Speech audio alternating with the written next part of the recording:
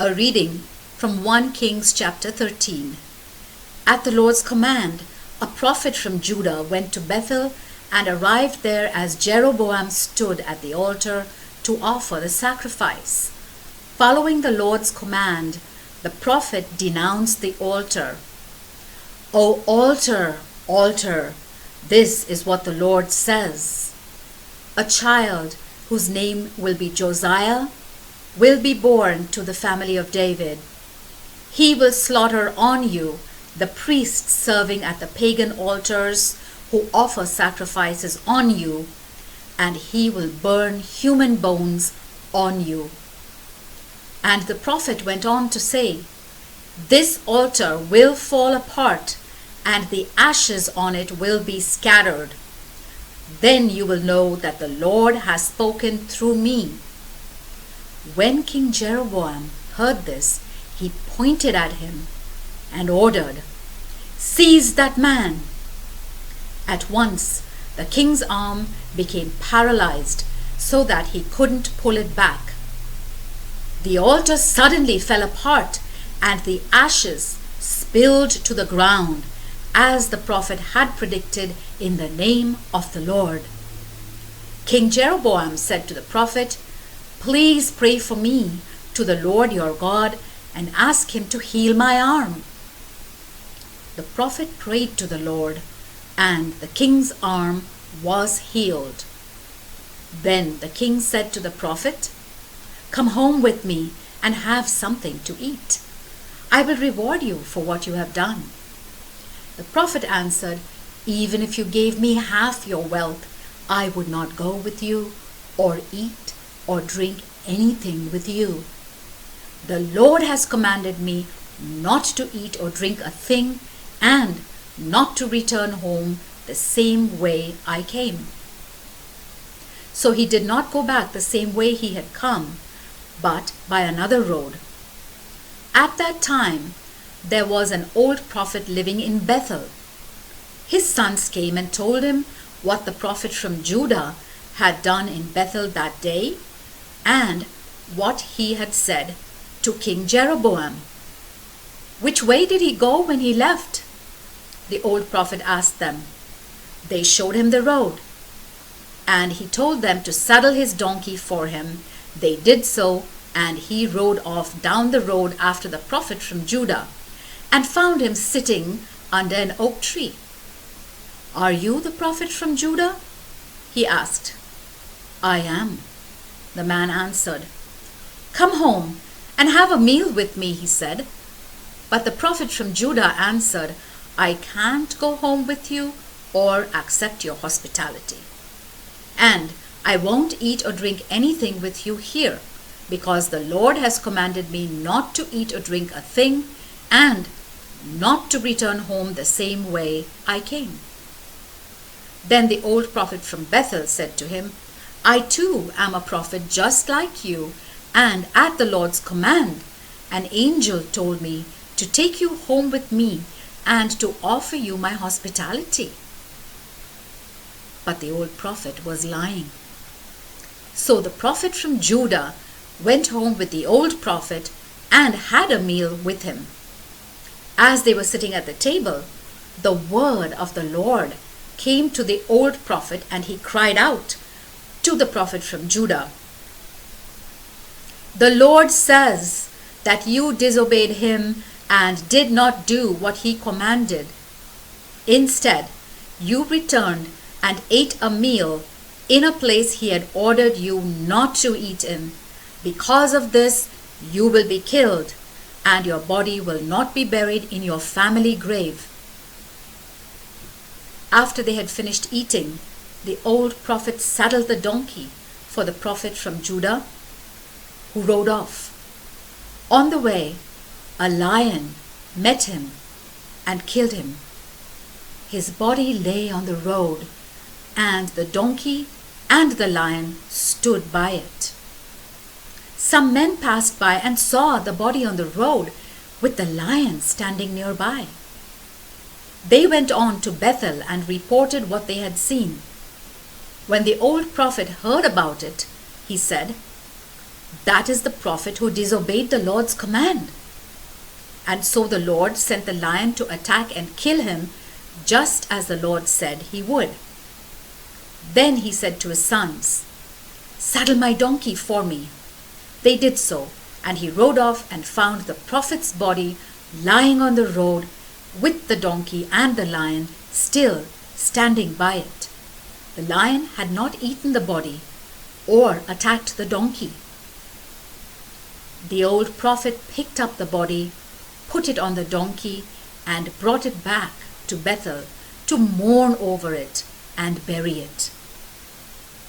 He buried it in his own family grave, and he and his sons mourned over it, saying, "Oh, my brother, my brother." After the burial, the prophet said to his sons, "When I die, bury me in this grave and lay my body next to his."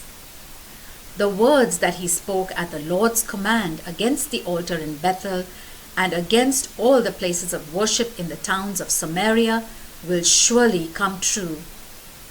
King Jeroboam of Israel still did not turn from his evil ways, but continued to choose priests from ordinary families to serve at the altars he had built. He ordained as priest anyone who wanted to be one. This sin on his part brought about the ruin and total destruction of his dynasty. The word of the Lord.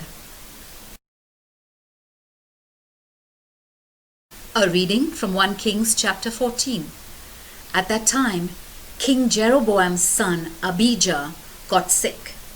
Jeroboam said to his wife, "Disguise yourself so that no one will recognize you, and go to Shiloh, where the prophet Ahijah lives, the one who said, 'I would be king of Israel.' Take him 10 loaves of bread, some cakes, and a jar of honey. Ask him what is going to happen to our son, and he will tell you." So she went to Ahijah's home in Shiloh. Old age had made Ahijah blind. The Lord had told him that Jeroboam's wife was coming to ask him about her son, who was sick. And the Lord told Ahijah what to say. When Jeroboam's wife arrived, she pretended to be someone else. But when Ahijah heard her coming in the door, he said, "Come in. I know you are Jeroboam's wife. Why are you pretending to be someone else? I have bad news for you. Go and tell Jeroboam that this is what the Lord, the God of Israel, says to him. I chose you from among the people and made you the ruler of my people Israel. I took the kingdom away from David's descendants and gave it to you. But you have not been like my servant David, who was completely loyal to me, obeyed my commands, and did only what I approve of. You have committed far greater sins than those who ruled before you. You have rejected me and have aroused my anger by making idols and metal images to worship. Because of this, I will bring disaster on your dynasty and will kill all your male descendants, young and old alike. I will get rid of your family. They will be swept away like dung. Any members of your family who die in the city will be eaten by dogs, and any who die in the open country will be eaten by vultures. I, the Lord, have spoken. And Ahijah went on to say to Jeroboam's wife, Now go back home. As soon as you enter the town, your son will die. All the people of Israel will mourn for him and bury him. He will be the only member of Jeroboam's family who will be properly buried, because he is the only one with whom the Lord, the God of Israel, is pleased. The Lord is going to place a king over Israel who will put an end to Jeroboam's dynasty. The Lord will punish Israel, and she will shake like a reed shaking in a stream. He will uproot the people of Israel from this good land which he gave to their ancestors, and he will scatter them beyond the Euphrates River, because they have aroused his anger by making idols of the goddess Asherah. The Lord will abandon Israel because Jeroboam sinned and led the people of Israel into sin. Jeroboam's wife went back to Tirzah. Just as she entered her home, the child died. The people of Israel mourned for him and buried him, as the Lord had said through his servant, the prophet Ahijah. Everything else that King Jeroboam did, the wars he fought, and how he ruled, are all recorded in the history of the kings of Israel. Jeroboam ruled as king for 22 years. He died and was buried, and his son Nadab succeeded him as king. Solomon's son Rehoboam was 41 years old when he became king of Judah, and he ruled 17 years in Jerusalem, the city which the Lord had chosen from all the territory of Israel as the place where he was to be worshipped. Rehoboam's mother was Naamah from Ammon. The people of Judah sinned against the Lord and did more to arouse his anger against them than all their ancestors had done. They built places of worship for false gods and put up stone pillars and symbols of Asherah to worship on the hills and under shady trees. Worst of all, there were men and women who served as prostitutes at those pagan places of worship. The people of Judah practiced all the shameful things done by the people whom the Lord had driven out of the land as the Israelites advanced into the country. In the 5th year of Rehoboam's reign, King Shishak of Egypt attacked Jerusalem.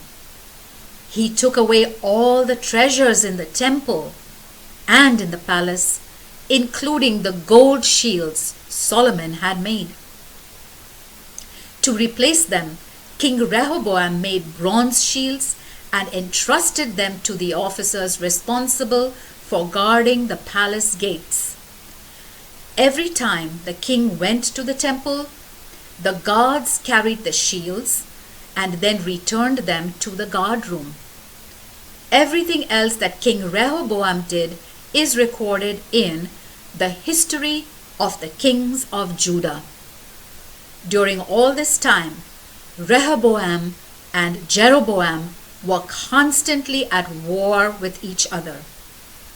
Rehoboam died and was buried in the royal tombs in David's city, and his son Abijah succeeded him as king.